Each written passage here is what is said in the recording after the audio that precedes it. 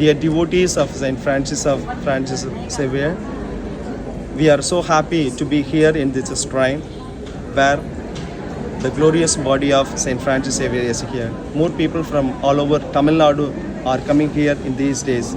They are making a good pilgrimage towards this shrine just to get the intercession of Francis Xavier. His life is most exemplary, all the people, those who are coming here. So we are here to enrich our faith. We are here to move forward and to grow in God's love. So Xavier took as a tool Word of God and the cross. So whenever our people are coming here, we take as a tool for our faith, Bible and the cross.